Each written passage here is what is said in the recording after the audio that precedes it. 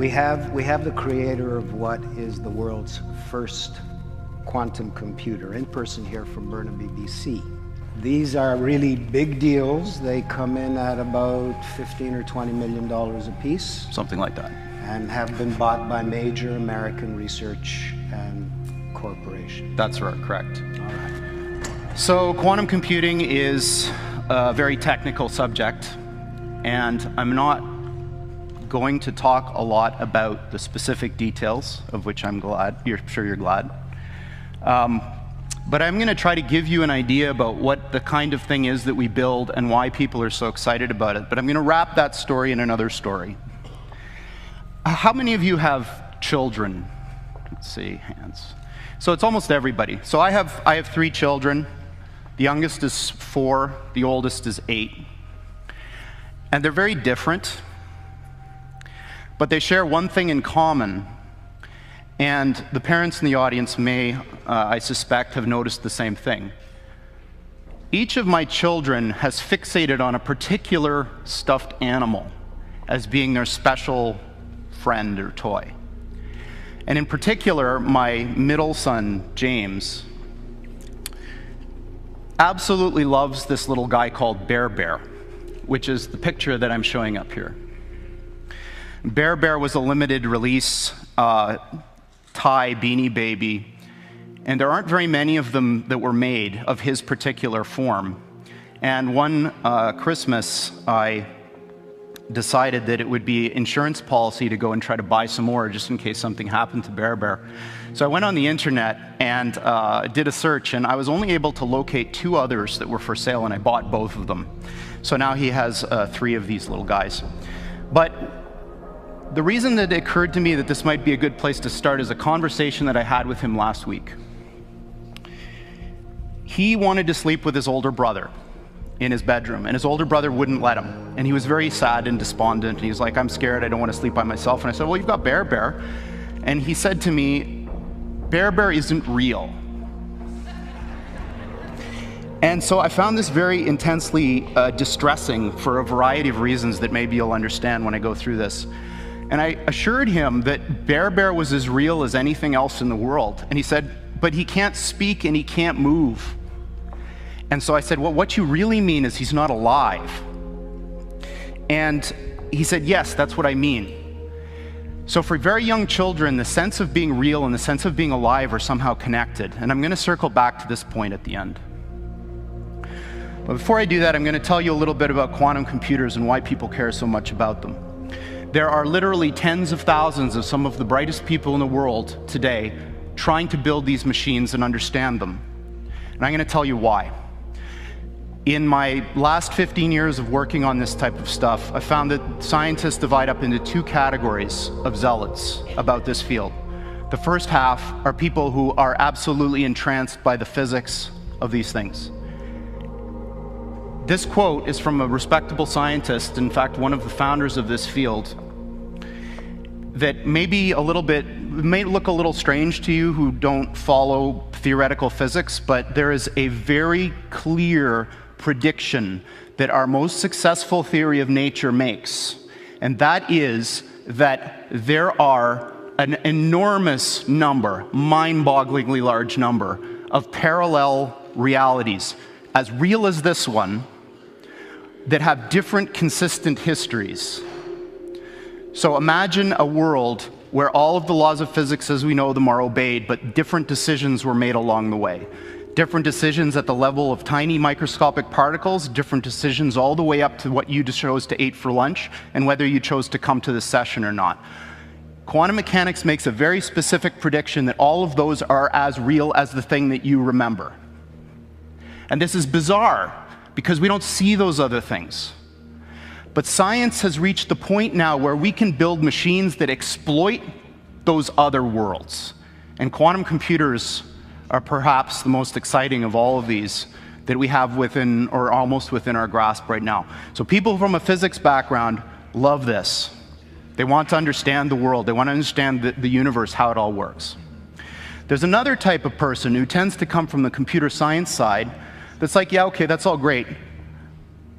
But there's a different thing going on here, which is just as exciting, if not more, and that these machines that supposedly can do this wild stuff, let's forget about how they work, if you could build one, could solve problems that you could never, ever solve with any computer of the sort that we build.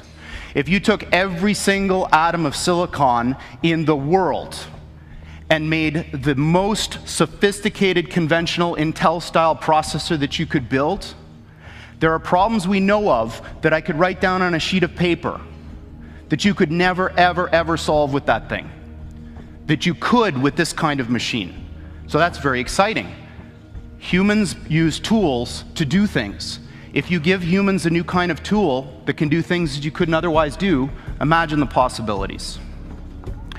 So you may think, well, this is all fine and dandy, but aren't these things in the realm of theory and speculation, kind of in the same regime as other futuristic things you may have heard of, which may be allowed by the laws of physics but aren't here yet?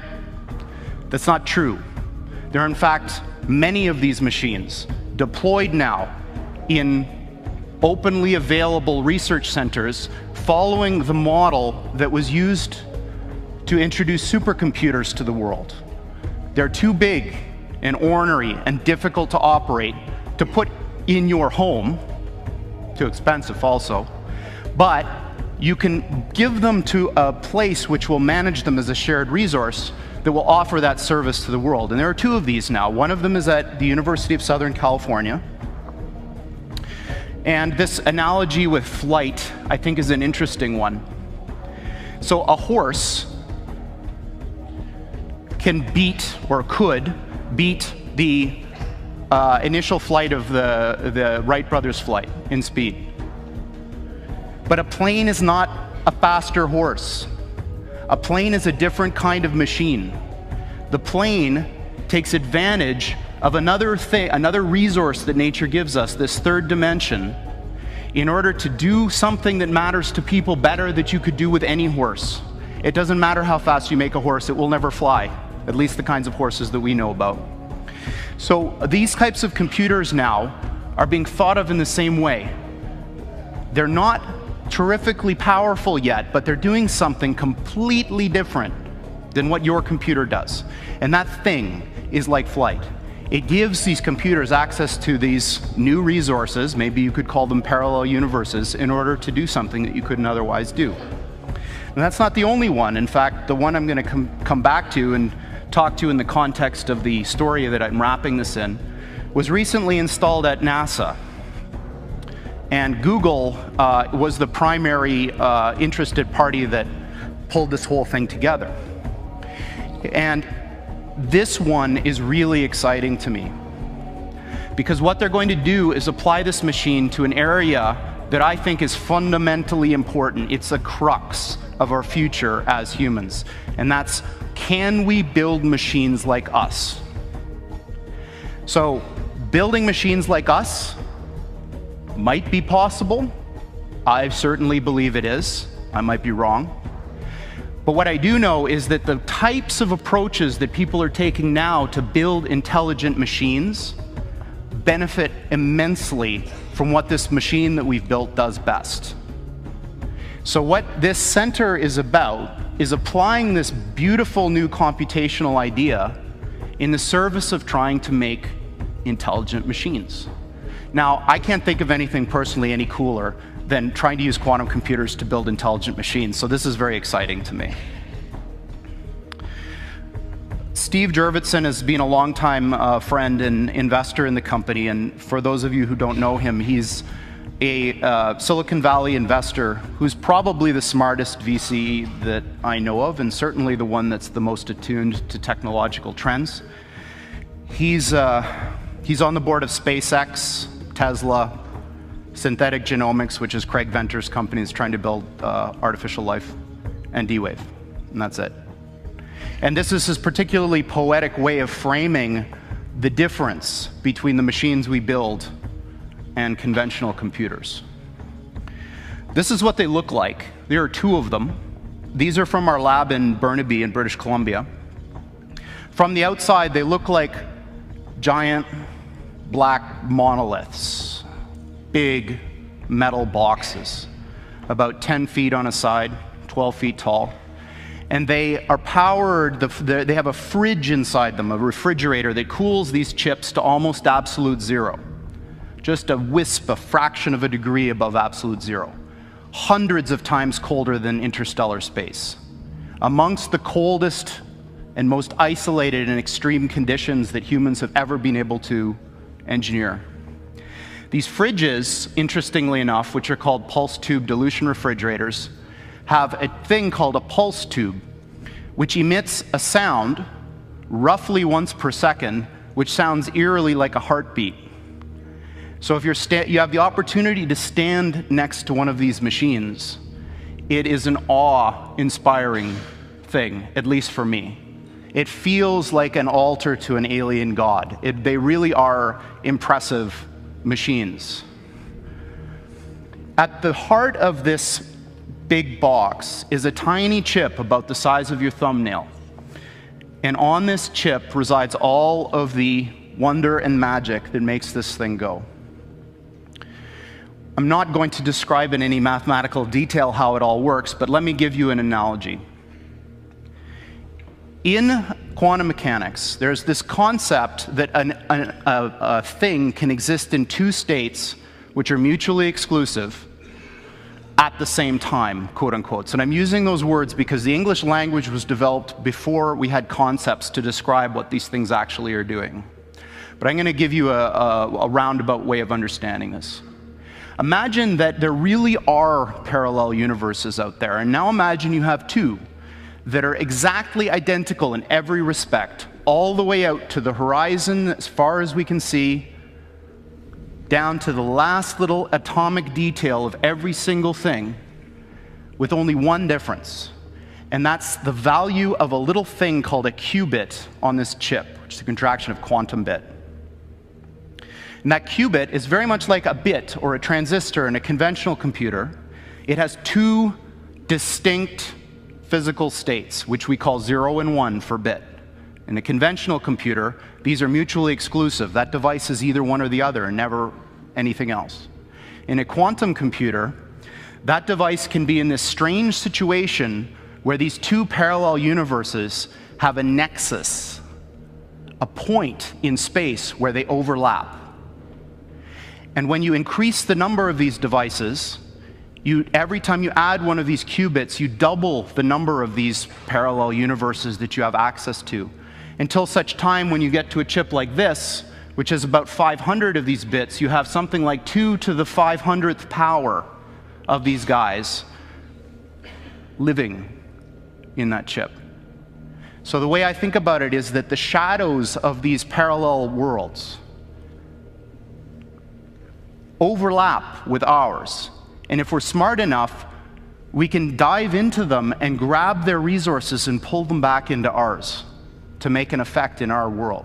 Now, this may sound very odd to you and bizarre, and in fact, I am using language that a normal theoretical physicist probably wouldn't use, but this is, what I'm telling you is absolutely correct and in line with the way that these things actually work. We've been doing this for some time now, and in fact, we have our own version of Moore's Law. The doubling of the number of these qubits on the chip has happened once a year for the past 9 years. So for the last 9 years, every year the number of these qubit devices has doubled, and it will continue to do so.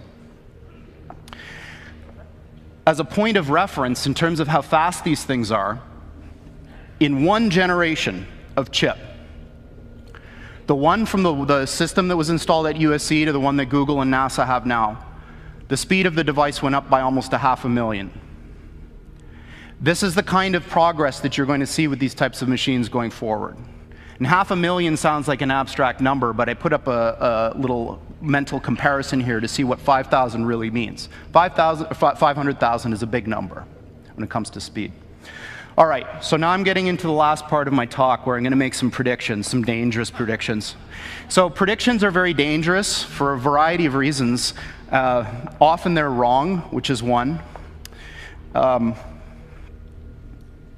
I think they're important because predictions somehow are our internal desires made manifest. Predictions are about what we want to happen, maybe not what will happen. And I'm going to make 3 predictions, and all of them are dangerous in the sense that they're very unlikely to happen, maybe, but I think that there's a very good chance that they may. As an aside, I just wanted to say that, at least in the Valley, Silicon Valley, and maybe in the United States in general, there's a very deep feeling of unease about the way technology has been developing. Because we have all of these vast array of very smart people, and what they're doing is crap.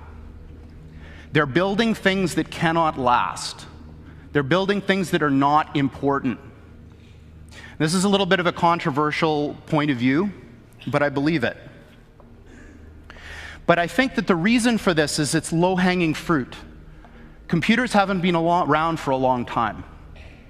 And I think that what's going to happen is that as people get more comfortable with computers, the attention will turn from the Twitters and the Facebooks to very important things. So here's my first prediction. I'm going to predict that by 5 years, NASA will have found an Earth-like planet with Earth-like atmosphere and water on it, and serious people will start discussing how we get there. And by the way, they're going to use one of our machines to help do this. So that's my first prediction. My second prediction is that this business of parallel universes is going to turn out to be very important. This picture that I've got under here is what's called a gravitational lens. When Einstein proposed his general theory of relativity, it came with a bunch of experiments that you could use to test it. And one of them was that if there was a point of light very far away and a galaxy in the middle, that galaxy should bend the light, and you should see a ring. And this was eventually observed. And I think what's going to happen is somebody is going to come up with an experiment to test this reality of these things. And we're going to be able to do so. My third prediction that I'm going to end on is the most important of all. I believe that humanity is on the cusp of the most important technological, societal revolution that's ever occurred. And that's when we got to the point where the machines that we build outpace us in every respect. I don't mean that they're better calculators. I don't mean that they're better at searching. I mean everything. And I think that we're very close. And my prediction is that within 15 years, we will have machines that outpace humans in everything.